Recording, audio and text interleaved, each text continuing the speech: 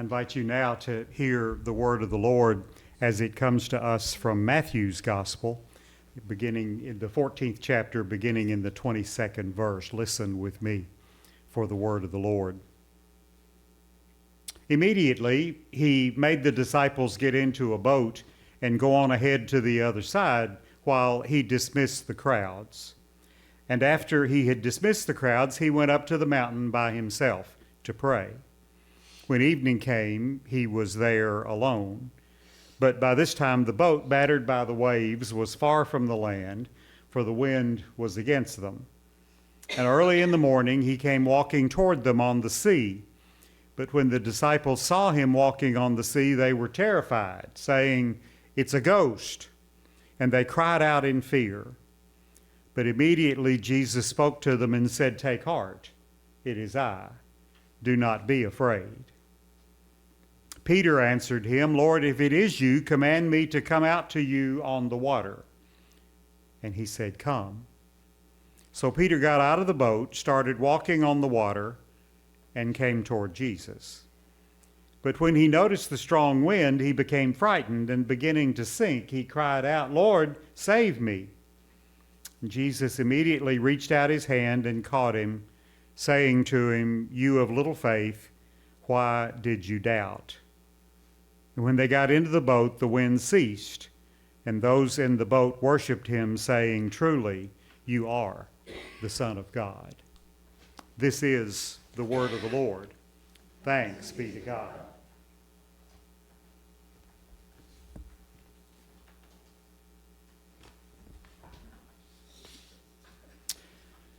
We're going to start this portion of today's service by doing something a little different than what we normally do. This is usually when you get to sit back and decide whether you'll listen or snooze, but you need to listen this morning. So I know your pastor and I know many of you, so I know you're not nearly so threatened by doing something a little different than some congregations are. So here goes. I want you to think about the most valuable life lessons you have learned, at least to date. I'm not thinking about who it was you chose to marry, or maybe not even how you chose a career. I'm thinking about something you learned along the way that changed the character of your life, that defined who you would become and how you would think. Let me give you a second to think about that important decision.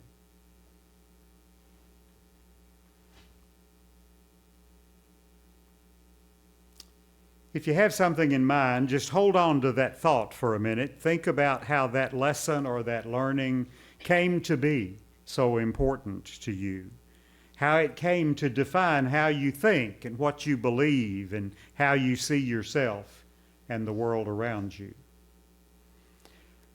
That may be hard. Maybe you're one of the lucky ones, the ones who had the benefit of stable families and upbringing that nurtured you and helped you become who you were and are in a safe and secure environment without much drama.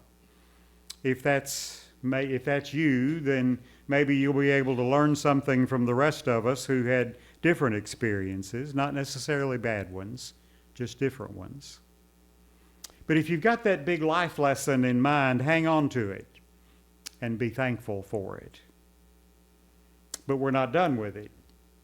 Now I want you to think about how that lesson or learning came about in your life. How did you learn that important thing? I suspect that most of you didn't find a course in the catalog in college called How to Become Who I'm Supposed to Be and run and sign up for it. There were lots of courses designed to do that, but they never called them that. As some of you know, we have two sons, the one who's about to make us grandparents again and the other one. He can't help it, he's single, so we don't want any kids from him. Their mom is a music teacher and a church musician, and their dad is me, an English teacher who became a Presbyterian minister. Both of our boys completed all the requirements set before them by the various levels of education they've completed. The snag always came from the math department. Where were these guys supposed to pick up a math gene? Deanna's dad, has some engineering background, but very little of that made it into their gene pool. Older son registered for the one college algebra class that he had to have to graduate several times, and he always dropped out just before the drop ed deadline when he saw it wasn't going to end well again. So he came home one summer and enrolled in that class at the community college, thinking it would be easier there. No insult to any community college faculty that might be here. On the first day of class, he discovered that this was a class without a teacher. It was an early attempt at computer-based learning. He went into the room to discover that the format for that class would be simply to work problems without any real instruction and to work through the progression of lessons laid out for that class. So he logged on and immediately called the person in charge over with a question. "What do I do," he asked him, "if I can't work the first one?" That person wisely suggested a drop ad sheet as the answer. And so Blake wound up taking a sociology class that would transfer back to Tuscaloosa with him, and he made an A. When he finally did make it through that algebra class the second or third time after that, we drove down and took him out to supper to celebrate. I think we had a bigger party then than when he graduated. He hadn't learned much algebra, but he had learned the valuable lesson that a career in science, technology, engineering, or math was not in his future. Now, if you're still holding on to your life lessons, they may be much more dramatic and powerful than Blake's. They probably are. But you get the idea about what those lessons are.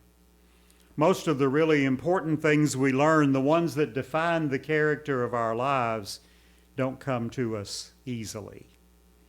They are much more often the product of pain and confusion, sometimes even despair, and wondering if we're going to make it through them.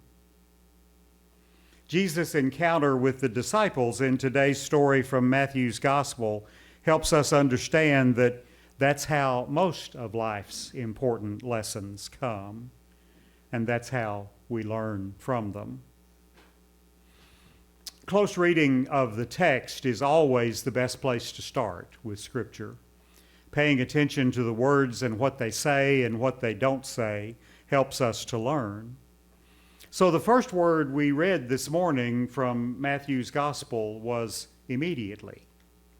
Immediately, Jesus made the disciples get into the boat and go on ahead to the other side. That should make us ask, immediately after what? Well, I'm glad you asked. The story just before this in Matthew's Gospel is the story of the feeding of the 5,000. You know that story. You've heard it all your lives. You know how puzzled the disciples must have been to have been caught up in all that. That might help to explain why Jesus sent them on ahead when that story was over. He has been traveling with these jug-headed disciples for a long time now, and it's bound to be frustrating when they still don't get it. When they still don't understand what this is that he has called them into. They were so proud of themselves when they tried to convince Jesus to send all those people away before supper time. But you remember what he told them. No, we're not going to send them away. We're going to feed them. You are going to feed them. And you know the story from there. 5 loaves, 2 fish, probably 8,000 people or more, and 12 baskets of leftovers. So you know those guys had questions. We do, and we know the story. They'd seen it, but they didn't understand it. And I suspect that Jesus just wanted a little time before he had to deal with their questions again. How'd you do that? They would want to know. Will we be able to do that someday? When will you do something like that again? How'd you do that? But rather than berate them for their failure to grasp what was going on, he just sent them on across the lake and promised to meet them later. And boy, did he. Many of you first heard this story a long time ago in Sunday school as children, probably. You know it like you know the stories of your own family. This story, like many with important things for us to learn, is really Peter's story to tell. The disciples did as Jesus told them. They got in the boat and they started out across the lake. Now, this is a lake with a capital L. This is not the kind of decorative lake that some of you will drive by in your neighborhoods on the way home from church today. This lake is, by most people's measure, 8 miles wide and 13 miles long. That's halfway from here to my house. Even the non-scientific minds at my house can figure out that that means there are places in that lake where all you can see in any direction is water, not the security of the bank on either side. Now think about being in that place at night in a storm. Sounds like a pretty good setup for an opportunity to learn one of those important lessons, right? By the time we picked the story up, the disciples had probably worn out their chatter about what they'd just seen and been part of. Now their primary concern is how they're going to get across the lake and out of the storm. Some of these guys, a few of them, were fishermen. They'd been in this predicament before, but this is a new experience for some of them. Tax collectors don't work in the rain at night very often. Talk about new experiences. While they're still out there trying to stay afloat, just as the sun begins to rise, here comes Jesus. Not in another boat, but walking across those storm-tossed waves that are all about them. Now, I know they didn't know it was him at first, but they pretty soon figured out that that's how he had planned to join them. It always seems to be Peter who speaks up. You know people just like him. Maybe you are people just like him. After Jesus tries to calm them down with the assurance that he's coming to them and not someone who might do them harm, Peter decides to be Peter. Lord, if it's really you, he says, then command me to walk out there and meet you. Now, whether Peter really believed he could do that with or without Jesus' help is hard to tell. This is Peter, and he never seems to lack for confidence. Remember, this is exactly what Jesus was hoping to avoid: more drama, more challenge. But always the teacher, Jesus says, come. Notice what he didn't say. He didn't say, all right, big boy, if you think you can, come on. He didn't say, if you believe all that I've been trying to teach you, come on. He didn't say, if you trust me to help you, come on. He just said, come. And remember that this is Peter, so it's good that Jesus didn't ask any of those questions because Peter wasn't listening anyway. So he climbed out of the boat and started toward Jesus. Of course he thought he could. Of course he believed. Of course he trusted. At least he did until the waves grew stronger and he realized where he was and how he got there and began to sink. And he cried out, Lord, save me. And what did Jesus do? He didn't berate him. He didn't say, I told you so, now do the best you can. He said something even more important. He said, all of this has to do with your faith. And Peter simply didn't have enough of it. Peter and the others had been with Jesus for a long time by now, and it's easy for us to be critical of them because they don't get it. They had seen and heard things that we think should have convinced and assured them that they were caught up in something that really mattered, something that would change their lives, something that would change the world. But those things that they'd seen and heard were not like anything they had seen or heard before. They had seen Jesus raise the dead, heal the sick. They had seen him restore sight to the blind. All of those things should probably make believers out of even the most skeptical. But they'd seen even more important things. They'd seen lives changed. They'd seen people who weren't supposed to matter being treated as though they did. They really were caught up in something that would change the world. But it was hard to believe that when they were in the midst of it. That's why Jesus said that Peter's problem was too little faith. That's also our problem.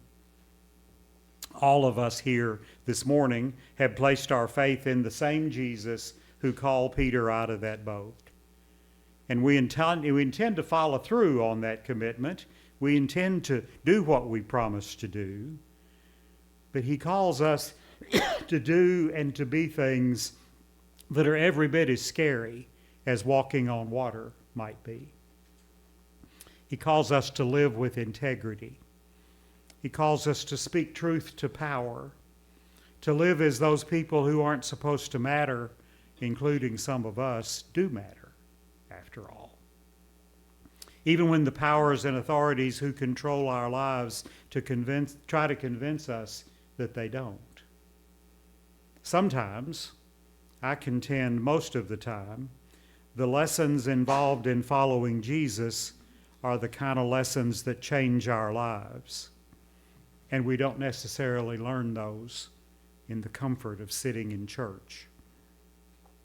We learn them in those sleepless nights when we struggle with how we're going to respond to that nagging call that we continue to hear to be something different. We learn them when we consider how we'll vote and why that matters. We learn them when we decide that giving to the church in every way we use that word is a big part of following Jesus. We learn those lessons when we ponder whether we'll step out and follow where Jesus calls us, or if we'll stay with what we know and what we think we understand. Whatever you thought about as your life-changing decision when we started, now I want you to think about whether it really is that, or whether stepping out of the security of the boat and following Jesus is a decision that you still need to make. Whatever you decide, those decisions don't come easily. The things that matter most in life rarely do. But they will change our lives, and they will change the world. Thanks be to God. Amen.